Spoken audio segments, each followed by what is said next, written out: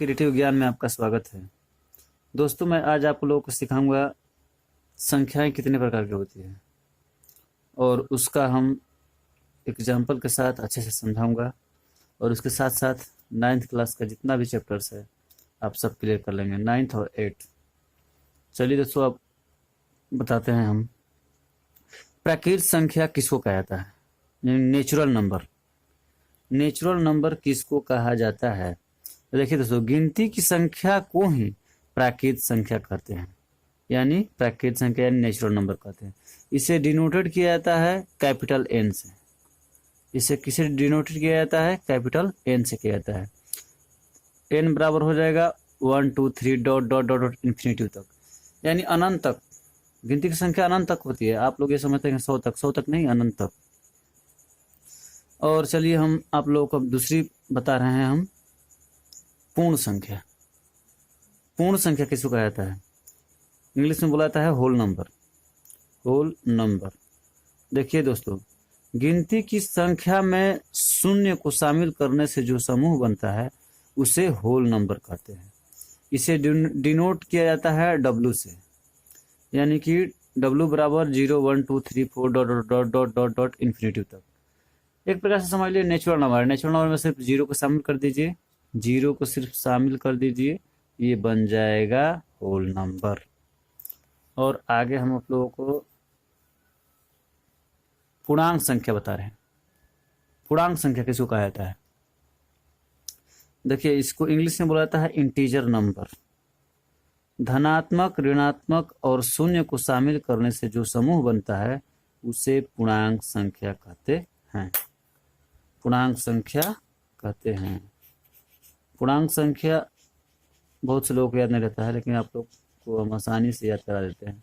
जिसमें धनात्मक और ऋणात्मक, धनात्मक, ऋणात्मक और शून्य, ये तीन को जो शामिल रहेगा उसको हम क्या कहते हैं? इंटीजर नंबर बोलते हैं। इसे डिनोटेड किया जाता है, डिनोट किया जाता है जेड से। जेड से डिनोट किया जाता है। देखिए, इसमें हो जाएगा -1 से लेके 2 3 4 4 डॉट डॉट डॉट इन्फिनिटी तक जाएगा। इसमें 0 भी शामिल कर दिए, फिर प्लस, निगेटिव, पॉजिटिव संख्या 1 2 3 4 इन्फिनिटी तक। इसको ही बोला जाता है पूर्णांक यानी इंटीजर नंबर। चलिए आगे जो है बहुत भी है जिसको बोला जाता है भाज्य संख्या यानी कंपोजिट नंबर। कंपोजिट नंबर आप लोगों को बहुत से लोग जानते होंगे, लेकिन कंपोजिट नंबर में भूल जाते हैं लोग। क्या करते हैं कि भाज्य संख्या समझकर वो लगते हैं सम संख्या समझ, 2 से भाग देकर देखने लगते हैं, लेकिन वैसा होता नहीं है। भाज्य संख्या बहुत इंपॉर्टेंट है। देखिए, 9th में भी, 10th में भी, 8th में भी इस पर क्वेश्चन पूछता है कि 5 भाज्य संख्या, लगातार भाज्य संख्याओं का औसत निकालिए, एवरेज निकालिए। तो इसीलिए हम बोलते हैं इसको अच्छा से आप लोग जान लीजिए। बहुत से जो लोग पढ़ाते हैं या पढ़ते हैं नहीं समझ पाते हैं भाज्य संख्या को, लेकिन आज आप लोगों को क्लियर कर देता हूँ मैं। देखिए, वह संख्या जो एक और स्वयं, स्वयं मतलब कि जो संख्या है वही, और एक, इसको छोड़कर किसी अन्य संख्या से भाग लग जाए उसे कंपोजिट नंबर कहते हैं, यानी भाज्य संख्या कहते हैं। कहने का तात्पर्य ये है कि हम इसको एग्जाम्पल से आप लोगों को समझाते हैं। देखिए, अगर हम लिखते हैं 4 में बोल रहा है कि एक छोड़ दीजिए और स्वयं को छोड़कर, स्वयं मतलब 4 ही होगा, इसको छोड़ दीजिए और किसी भी संख्या से भाग लग जाए। देखिए, इसमें 2 से भाग लगेगा, 2 से भाग लगेगा कि नहीं, इसलिए ये क्या है? भाज्य संख्या है। फिर लेते हैं 6 को। देखिए, 6 में 1 से भाग नहीं देना है और 6 से भाग नहीं देना है। देखिए, इसमें 2 से भी लगेगा, 3 से भी लगेगा, 2 को संख्या से भाग लगे रहा है, इसलिए भी क्या हो जाए? होगा भाज्य संख्या। अब पूछिएगा आप कि एक क्या है? एक, तो दोस्तों एक न भाज्य है, न भाज्य है, न भाज्य है और न अभाज्य। ये दोनों कैटेगरी में किसी में भी नहीं आता है। एक जो संख्या है न भाज्य है और न अभाज्य। चलिए दोस्तों, अब हम आप लोगों को समझा रहे हैं कि दो क्या है। दो नहीं, छोड़िए, इतना काफ़ी है। अब आगे देखिए, इसमें अभाज्य संख्या।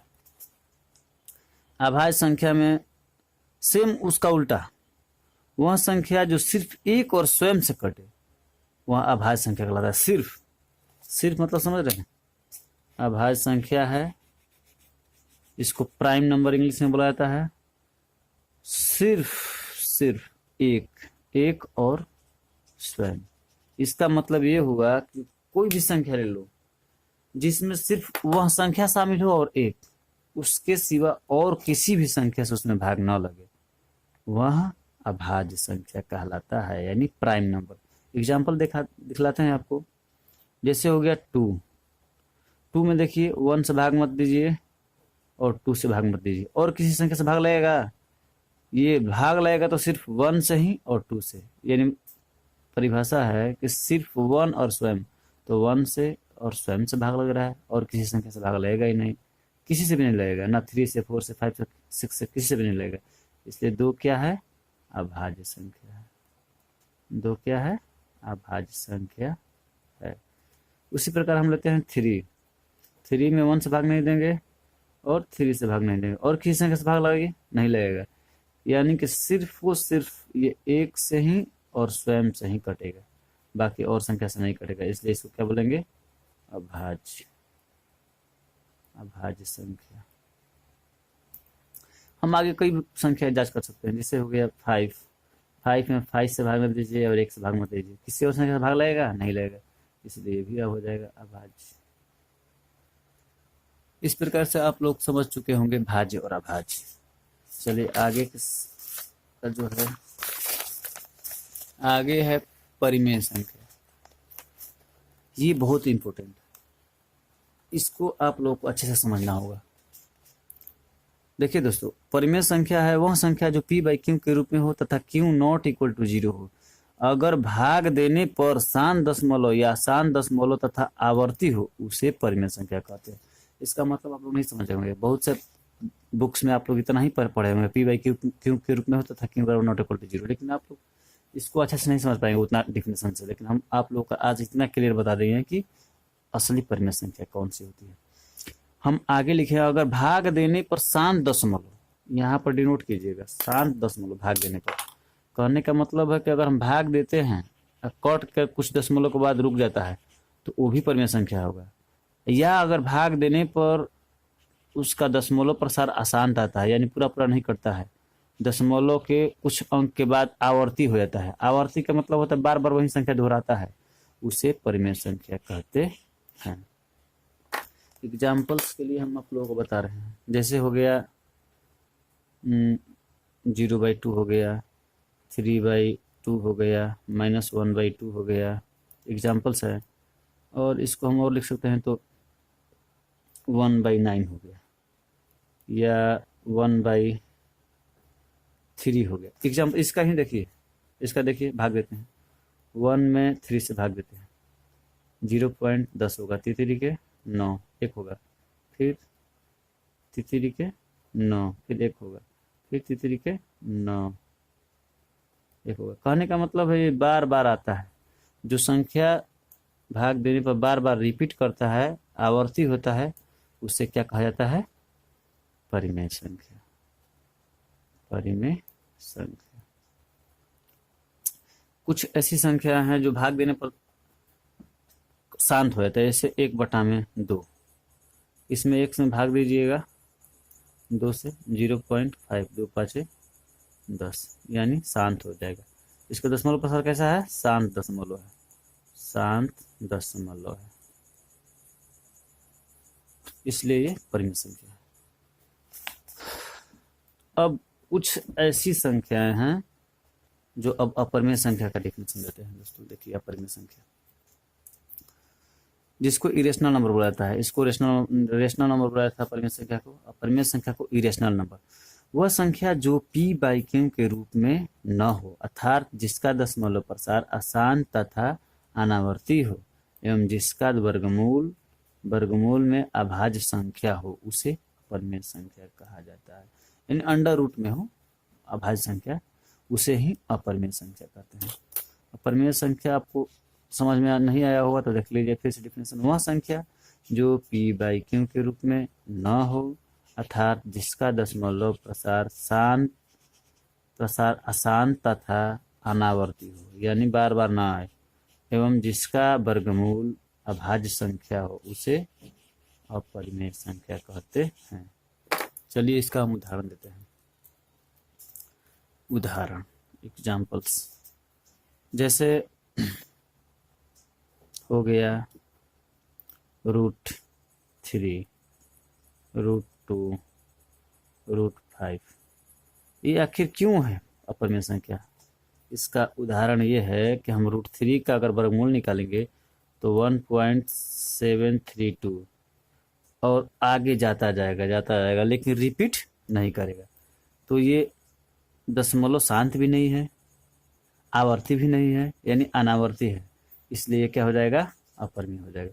√2 का निकालिएगा 1.414 ... जाता रहेगा, यानी यह दशमलव प्रसार शांत भी नहीं है और आवर्ती भी नहीं है। इसका मतलब कि अनावर्ती है, अनंत तक जाता रहेगा, इसलिए क्या है? ये अपरिमेय संख्या है। 5 का भी कुछ उसी प्रकार होगा। इस प्रकार से मतलब इसका दशमलव प्रसार अशांत तथा अनावर्ती है, उसे अपरिमेय संख्या कहते हैं। एक सबसे महत्वपूर्ण क्वेश्चन जो आप लोगों को समझा दे रहा हूँ, आप लोग जान जाइएगा, बहुत जरूरी जी। अगर परिमेय संख्या में अपरिमेय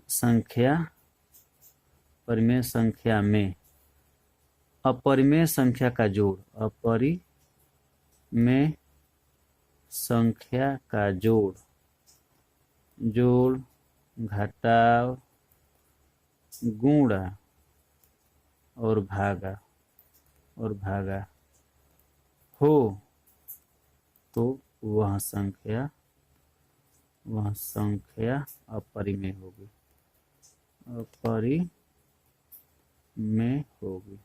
बहुत इम्पोर्टेंट है, ये बहुत इम्पोर्टेंट है। आप इसको देख लीजिएगा, आगे का क्वेश्चंस में बहुत काम करेगा, 10वीं क्लास में भी काम करेगा। यानी कहने का मतलब है, अगर शरीफ के साथ में चोर मिल जाए तो वह चोर बना ही देगा, चाहे जोड़ से हो, चाहे घटाव से हो, चाहे भाग से हो, चाहे गुणा से हो। यानी अगर कितना भी परिमेय संख्या हो, अगर उसमें अपरिमेय संख्या का जोड़, घटाव, गुणा, भागा कुछ भी आ जाए, वहाँ परिमेय संख्या हो जाएगा।